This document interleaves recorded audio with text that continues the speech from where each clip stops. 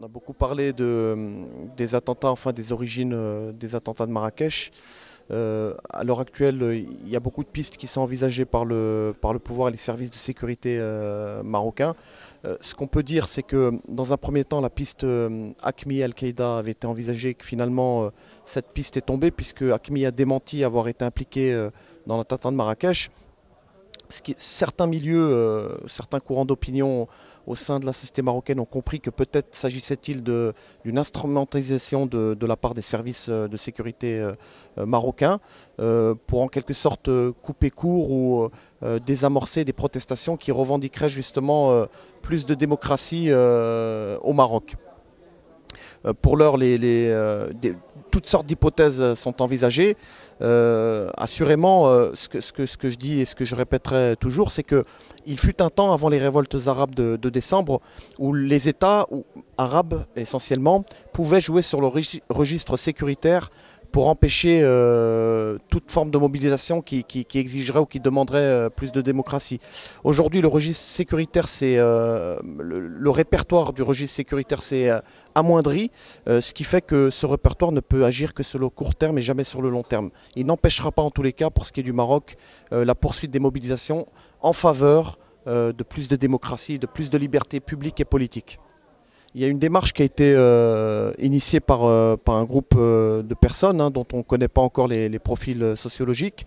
Suite à ces attentats, précisément, un certain nombre de personnes à Marrakech sont descendues dans la rue pour, d'une part, certes, condamner toute forme de violence et de terreur dans le royaume, et d'autre part, de continuer d'exiger avec autant de vigueur que par le passé, depuis quelques mois, plus de liberté publique et politique. Autrement dit, les Marocains eux-mêmes ont compris qu'il s'agissait peut-être, et c'est une hypothèse que j'envisage bien volontiers, qu'il s'agissait peut-être là d'une instrumentalisation. Donc pour couper court à toute forme de répression qui viendrait à s'abattre sur eux, ils sont certes descendus pour dénoncer le terrorisme, mais en même temps continuer, toujours avec plus de force, d'exiger ces libertés publiques et politiques. Je dirais que, comme on le dit, changement politique et transition, par définition, c'est en train de se faire. Donc il est difficile d'avoir une position, je dirais, dogmatique en disant nous allons faire vers telle ou telle configuration. Ce qui est certain, c'est que rien ne sera plus comme avant. Et encore une fois, ce que je peux dire à propos des révoltes arabes, c'est qu'elles ont posé qu'elles constituent une espèce de précédent. Autrement dit, elles ont créé ce que certains politologues appellent de la fluidité politique, qui fait que les citoyens, conscients de ce qui se passe ailleurs dans le monde arabe, notamment par les chaînes satellitaires, par Internet, qu'il y a une ouverture possible pour remettre en question l'État et la monarchie, toujours avec le même leitmotiv, plus de justice, plus d'égalité dans l'accès aux emplois publics, plus de liberté publique et politique. C'est essentiellement le leitmotiv.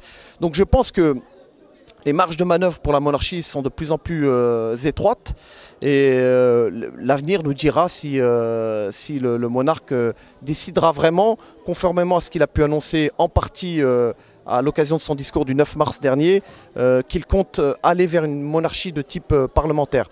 Pour ma part, j'ai beaucoup de doutes sur la réalité ou la réalisabilité de ce discours. Pourquoi? Tout simplement parce que dans son discours, il y avait une forme d'ambivalence. Les fondements sur lesquels repose tout le régime ne sont pas interrogés. La sacralité du roi, l'islamité. On a un roi qui essaye d'avoir quelques gages de stabilité, mais qui finalement opte pour une espèce de changement dans la continuité. Si on peut caractériser le régime marocain à l'heure actuelle, on pourrait dire qu'il s'agit d'un régime expert en survie, capable de s'adapter et de s'ajuster aux événements nationaux et internationaux, adapter sa politique en fonction d'un agenda international, et finalement déminer ou désamorcer le terrain de la protestation. Le régime marocain, depuis l'indépendance, c'était une stratégie qui a été mise en place, on pourrait dire, par Hassan II, d'ailleurs que certains ont comparé au prince de Machiavel, celui qui est capable finalement de s'adapter à une situation changeante en adoptant la bonne politique, et ce n'est pas pour moi une gage de... Je ne valide pas la politique de Hassan II, au contraire, mais je dirais que cette capacité finalement de prendre à son avantage les événements et d'être capable finalement de créer une espèce de consensus autour des réformes qu'il initie, de telle sorte à éviter qu'il y ait de la conflictualité dans le champ politique. Autrement dit, il y a une espèce de forclusion politique où le champ politique n'est plus le lieu des débats conflictuels, contradictoires. Les partis politiques ne sont plus finalement les porteurs de revendications populaires et ceux qui, en principe, devraient résoudre les conflits sociaux, mais plutôt des faire-valoir ou des partis attrape-tout qui reprennent à leur compte le discours du roi pour mettre en application un certain nombre de réformes.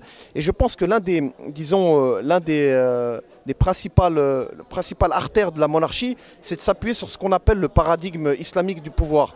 Le fait que le régime s'appuie sur le triptyque Dieu, la nation et le roi, sert en quelque sorte de ressource légitimante au roi, lui permettant finalement systématiquement d'agréger autour de sa personne, ou en tout cas autour de sa politique, un certain nombre de partis politiques, y compris ceux qui lui étaient farouchement opposés, comme les islamistes dans les années 70, ou les gauchistes ou les marxistes-léninistes dans les années 70.